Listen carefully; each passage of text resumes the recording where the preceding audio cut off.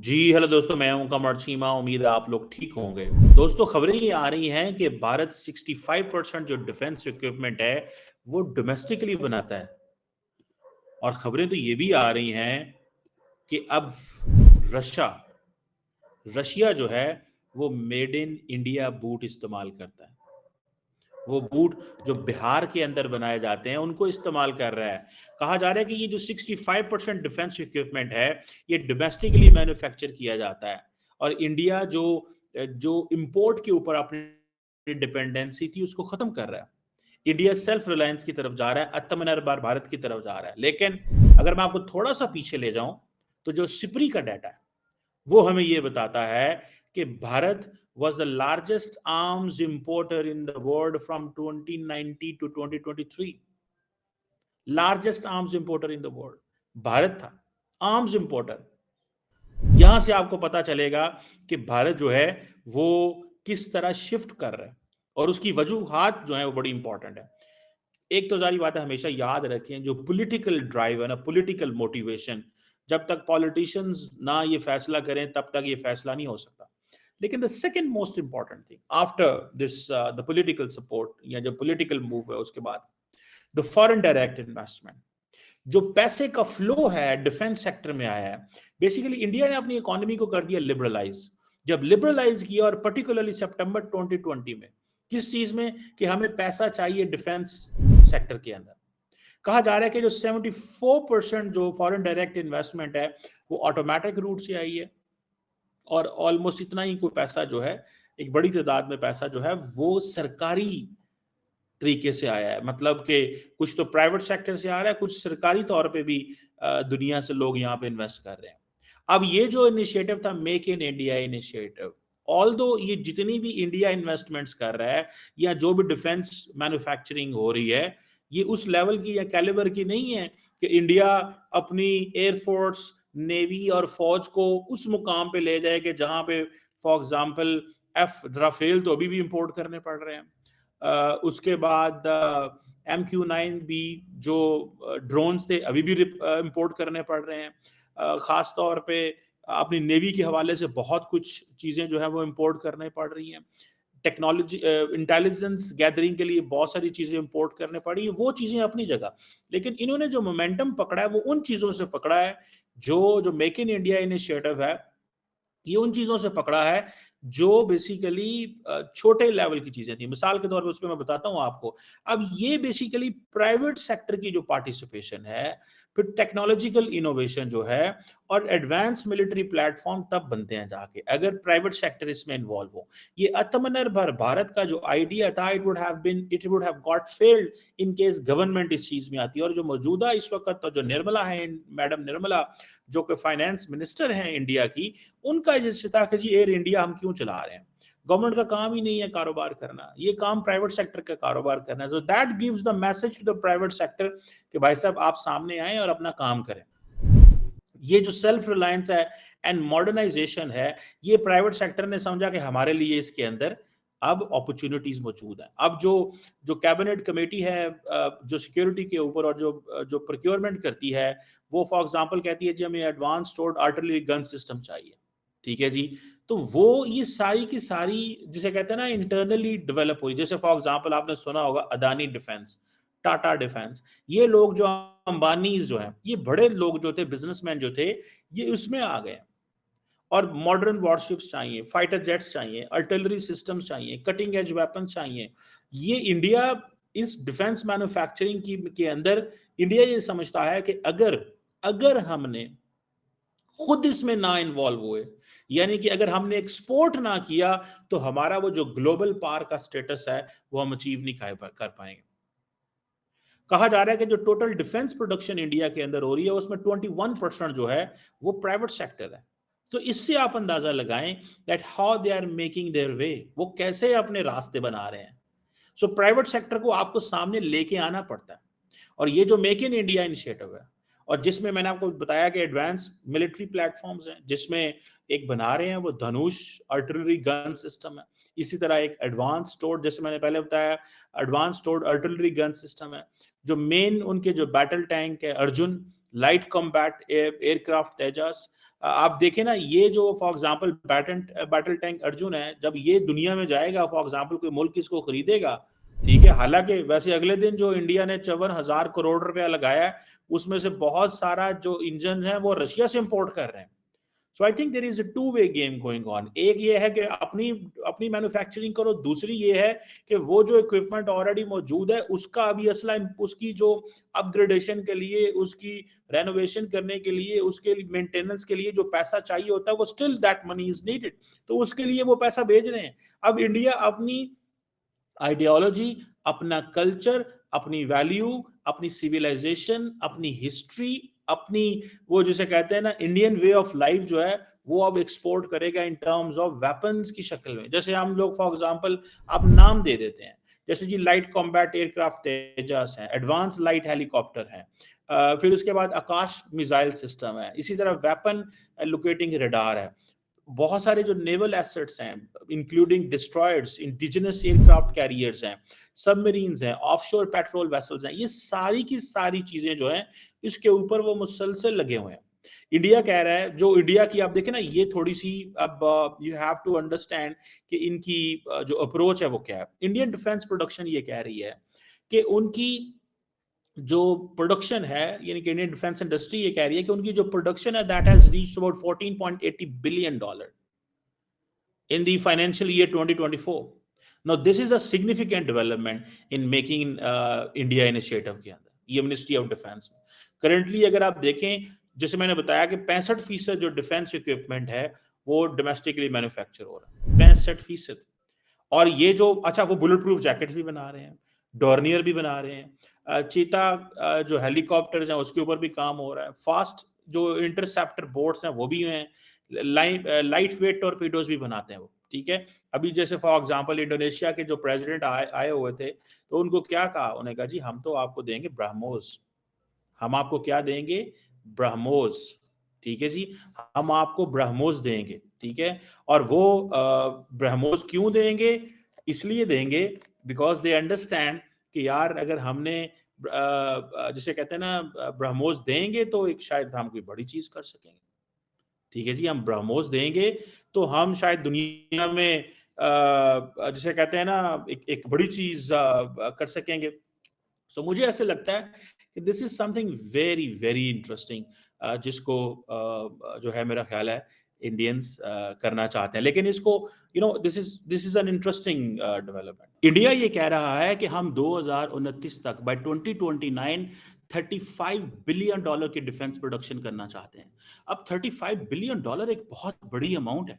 अब इंडियंस को ये महसूस हो गया है कि अगर दुनिया हमारे मुल्क में अगर आईटी में इन्वेस्टमेंट कर सकती है, दुनिया हमारे अंदर अगर कार मैन्युफैक्चरिंग में इन्वेस्टमेंट कर सकती है, दुनिया अगर उनके पास आके एप्पल फोन बना सकती है, सैमसंग फोन बना सकती है, ओप्पो फोन बना सकती है, तो दुनिया यहाँ पे आके डिफेंस सेक्टर में क्यों इन्वेस्टमेंट नहीं कर सकते।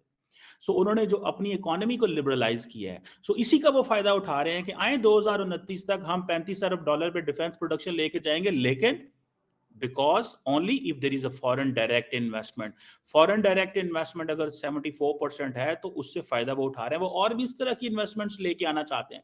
सो ये जो ग्लोबल डिफेंस मैन्युफैक्चरिंग हब उनका एम है बनना, it will take a lot of time, ये ऐसे नहीं बन सकते आप।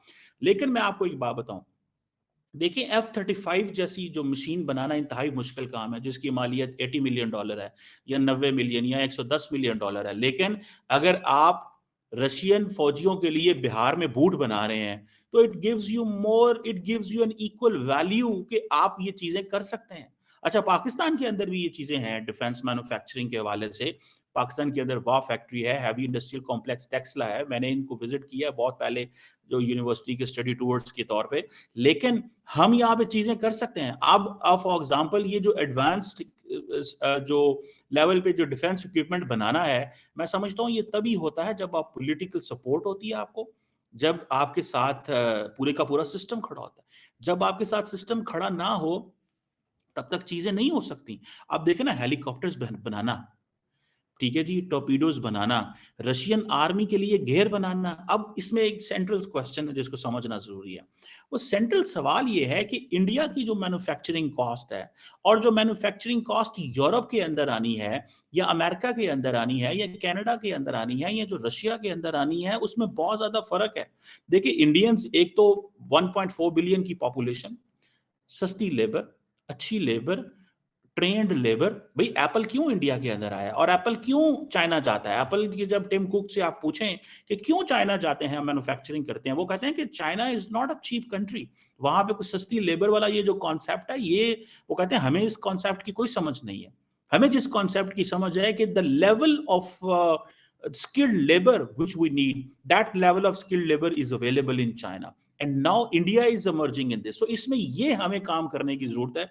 ये जो हमारी लेबर मिडिल ईस्ट के अंदर जो है लो कॉस्ट काम करती है, उसको ट्रेन करने की जरूरत है। अब इंडिया जो है, जैसे मैंने बताया लेबर, देन सबसे इंपॉर्टेंट चीज रॉ मटेरियल उनके पास आएगा।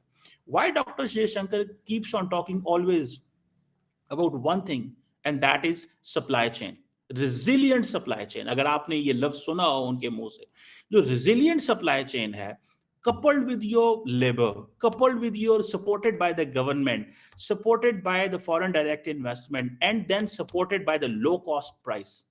अब जो सस्ती चीज मिलेगी आपको, देखिए एक जो रशियन आर्मी का जो घेर है वो क्यों इंडिया में बनेगा? उसकी वजह यह है कि वेस्ट को उनको देगा नहीं, कंपनियों पे सैंक्शंस लगी हुई हैं, इंडिया उनसे तेल लेगा, बदले में उनकी मिलिट्री को जो है वो बहुत कुछ और दे देगा। सो वो क्यों, मैं अभी जैसे अभी रशियन प्रेसिडेंट पुतिन आ रहे हैं इंडिया, कहा जा रहा है कि रशियन प्रेसिडेंट पुतिन इसलिए इंडिया आ रहे हैं बिकॉज दे डू बिलीव कि मोदी साहब बड़ी दफा गए हैं, now it's time for him to come. $100 billion की बायलैटरल ट्रेड की बात कर रहे हैं जिसमें लार्जली वो अपना तेल लेंगे, लेकिन वो जो तेल का जो पैसा है वो बहुत सारा तो इंडियन रुपए में है और इसी से वो रशियन आर्मी को जो है वो घेर बना के देंगे। और इंडिया की वो कहते हैं जी हम हाई मैन्युफैक्चरिंग स्टैंडर्ड्स हैं जैसे चाइना के अंदर, उन स्टैंडर्ड्स को मेंटेन करेंगे।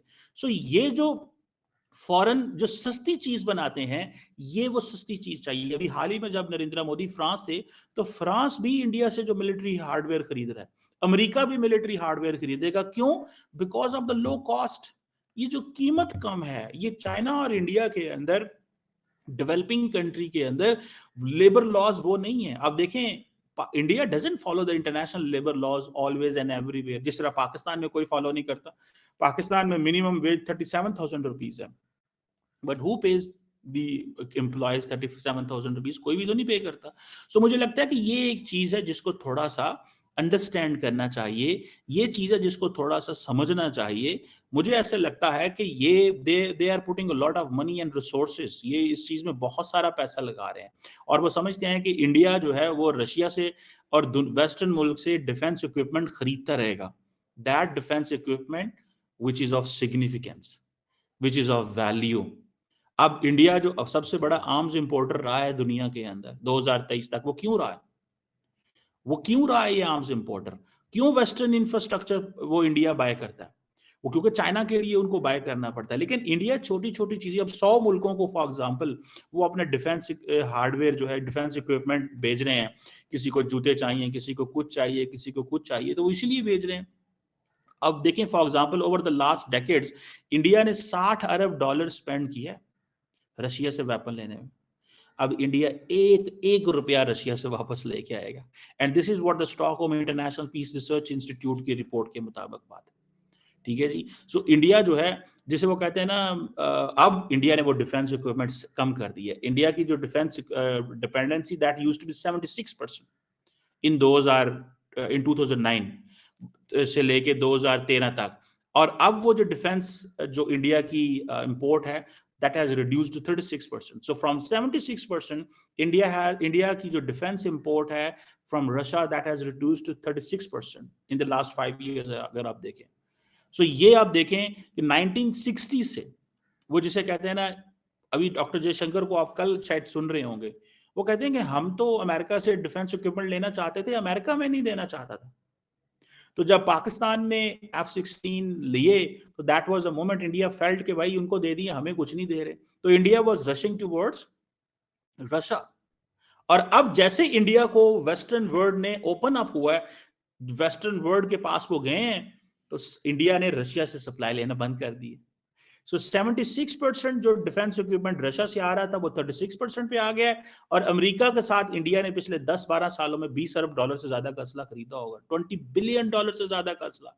ये जो 20 बिलियन डॉलर का जो असला है ये क्यों खरीदा है? बिकॉज अब वो जो मोरेटोरियम थे उठ गए, अब वो सारी चीजें खत्म हो गई। अब देखिए इंडिया के पास आ गया, अब इंडिया जाना चाहता है कि वो जिसे कहते हैं ना कि अब इंडिया की आप सारी की सारी स्टडीज उठा लें, बेशक वो ऑब्जर्वर रिसर्च फाउंडेशन हो, जितनी भी इंडिया वो जैसे कहते हैं ना बिग टिकट परचेजेस जो है, ठीक है जी, वो रशिया से उस तरह नहीं लेगा। S-400 लिया है मिसाइल सिस्टम, और लेकिन अब इंडिया वेस्टर्न कंट्रीज के पास जाएगा, वेस्टर्न कंपनीज के पास जाएगा, क्योंकि अब वो भी टेक्नोलॉजी ट्रांसफर में भी एग्री हैं। Now they are ready for the co production with the Indian outfits के साथ। सो रशियंस जो हैं वो क्योंकि ऑक्युपाई हो गए यूक्रेन के साथ। Why S-400 got delayed? The reason behind for the S-400 got delayed is this. ये है वो वजह, ये है वो एक सेंट्रल चीज कि अब रशिया जो है वो अफोर्ड ही नहीं कर सकता, वो अपने लिए इक्विपमेंट बनाए कि वो दुनिया को बना के दे। सो ये अगले दिन, जब आपको याद होगा, जब last National Security Adviser Jack Sullivan थे इंडिया के अंदर, अमेरिकन जो थे, जब वो इंडिया आए तो उन्होंने कहा, बल्कि इंडिया नहीं, यूरोप में किसी कॉन्फ्रेंस में बता रहे थे, वो इंडियंस को कह रहे थे कि with India's war with China the Russians will not come to rescue India, only the Americans will come. But remember, India will never fight China. Even if the Chinese import, India will show कि जी हमें careful रहना है। Chinese तो वैसे ही लड़ना नहीं चाहते, because उनको पता है कि वो जो उनका मुकाम है दुनिया में हासिल करना चाहते हैं, उनको पता है it will take time. So मुझे ऐसा लगता है, what I understand and what I have realised, कि बहुत बड़ी एक शिफ्ट है इंडिया के अंदर जो आई है, और वो ये है कि अब सारी की सारी चीज़ें जो हैं वो वेस्टर्न वर्ल्ड से लें। अब रशियंस इससे जाहिर बात है नाराज़ हैं, ठीक है जी। फॉर एग्जांपल एक Indo Russian rifles private limited है, एक फैक्ट्री है जो कि इस्टेब्लिश की गई थी 2019 में टू को produce 6 lakh assault rifles for the Indian arm forces, ठीक है जी। 6 लाख असॉल्ट राइफल्स जो हैं वो इंडियन आर्म फोर्सेस को देनी थी। सुनने में आ रहा है कि वो जो रशियंस से वेट कर रहे हैं स्टिल कि रशियन उनको क्लाशनकोफ दें, लेकिन रुकी हुई है, ठीक है जी। सो इस तरह की सिचुएशन में आपको पता चलेगा कि रशिया भी बहुत सारी चीज़ें जो है वो डिलीवर नहीं कर पाता। ये जो S-400 की मैंने आपको मिसाल दी, एयर डिफेंस सिस्टम जो था वो उसके ऊपर अभी स्टिल दे आर डिपेंडिंग। जो रशियन न्यूक्लियर सबमरीन है उसके ऊपर भी चैलेंजेस हैं। सो अब इंडिया जो है वो ओपन अप हो चुका है वेस्ट के साथ, उनका जो मेन चीज़ है वो वेस्ट ही है। सो अब इंडिया जो है जो रशियन इंपोर्ट है, जैसे MiG-29 के फाइटर जेट्स हैं, वो जाहिर बात है वो कहते हैं जी सब स्टैंडर्ड है, और जो रशियन इक्विपमेंट की जो परफॉर्मेंस है यूक्रेन के ऊपर, that was a shock for the Indians. Indians परेशान हुए हैं उसको देख के कि ये ठीक नहीं है। इसीलिए बहुत सारे जो लोग हैं वो समझते हैं कि ये जो परफॉर्मेंस है यूक्रेन के अंदर इतनी अच्छी ना होना, कल को इंडियंस रशियंस जो हमें ना किसी मुश्किल में डाल दे। Now that's why on this question of quality वो वहां पे जा रहे हैं, वेस्ट के पास जा रहे हैं, and they are going for this Atmanirbhar Bharat के, हमें अपनी सेल्फ रिलायंस की तरफ जाना चाहिए। सो ये आप समझ लें कि अब इंडिया की जो एयरफोर्स है वो उसके अंदर रशियन जेट्स थे, ठीक है जी। अब आप देखें कि ये अब इंडिया जो है वो 100 से ज्यादा, मोर देन 100 जो फाइटर जेट्स हैं, they are going for revamp and for procuring ये मल्टी रोल फाइटर जेट्स। और रशिया को उस तरह लिफ्ट नहीं करा रहे इंडियंस। बेशक Su-57 की बात चल रही है कि सस्ता है, but India will go for Rafale if F-35 is not in the range. India के लिए F-35 is not is a problem for as far as the money is concerned. Even if its price is $80 million or $110 million. India के लिए $110 million क्या मसला है? Well, what does this mean? उन्होंने अगले दिन $4 अरब के जो ड्रोन्स लिए हैं, क्या फर्क पड़ता है उनको? अगर आज अमेरिकन ये फैसला कर लें कि हमने 25 F-35 देने हैं इंडिया को, तो इंडिया ले सकता है। $3-4 अरब की गेम है, क्या फर्क पड़ता है? $4 अरब is not a big money. Pakistan $1 billion की एनुअल जो इक्विपमेंट है चाइना से खरीद रहा है, तो इंडिया के लिए क्या मसला है? कोई मसला नहीं है इंडिया के लिए। बट इंडिया का ये जो ओवरऑल इंप्रेशन है वो चेंज कर रहे हैं, ठीक है जी। फ्रांस का क्या है, आप देखिए फ्रांस इंडिया के साथ को प्रोडक्शन पे काम करना चाहता है, वो डिफेंस में को प्रोडक्शन में काम करना चाहता है, वेपन्स, टेक्नोलॉजी ट्रांसफर, क्योंकि इंडियंस कहते हैं जी टेक्नोलॉजी ट्रांसफर करते हैं। सो फ्रांस ने फायदा उठाया है। एक तरफ अमेरिकन कटिंग एज वेपन है, देना नहीं चाहते इंडियंस को, एक तरफ रशियन जो स्टैंडर्ड है वो कमजोर होता जा रहा है, यूक्रेन में वो कंप्रोमाइज हुए हैं। So now they are looking for a, ठीक है जी, आप रशिया के पास, फ्रांस के पास चले जाएं, को प्रोडक्शन भी करेंगे, ठीक है जी, आपको हर तरह की चीज जो है वो देंगे। सो फ्रांस जो है वो समझ लें एक is a new Russia for the Indians, frankly speaking, अगर सही मानों में देखा जाए, बिकॉज इंडिया हैज डिसाइडेड कि हमने उधर भी नहीं जाना, और उधर बहुत महंगा है, बहुत सारी वो चीजें हैं और इस तरह की चीजें। सो अब इंडिया जो अपना 60% जो इंडियन हार्डवेयर बना रहा है, including helicopters, tanks, fighter jets and all these things, वो बेसिकली वो उनको पता है कि हमें ये थोड़ा चेंज करना पड़ेगा। So let's see what comes with all of these development, but this is very interesting thing that India is going for 65% जो अपनी डिफेंस इक्विपमेंट है वो उसकी मैन्युफैक्चरिंग करेगा और दुनिया को बेच रहा, मोर देन 100 कंपनीज में, बिकॉज अब उनको पता है कि that's how you make your mark globally, that's how you get to known in the big tables. When you go on the big tables, you are known by the defense equipment you carry with yourself. I think that's where India wants कि ये एक prestige other than earning money, because by 2029 they are earning more than they are saying that we will earn more than $34 billion, $35 billion के ऊपर वो पहुंच जाएंगे। Let's see Pakistan कहाँ खड़ा हुआ है। एक बड़ी तादाद में पाकिस्तान भी इक्विपमेंट एक्सपोर्ट करता है, लेकिन किस हद तक पाकिस्तान के, क्योंकि पाकिस्तान के अंदर प्रॉब्लम यह है, we don't bring the private sector, हम प्राइवेट सेक्टर को लिफ्ट नहीं कराते। सो जब तक आप प्राइवेट सेक्टर को लिफ्ट नहीं कराएंगे, you will not be able to make your mark and you will not be able to compete with India.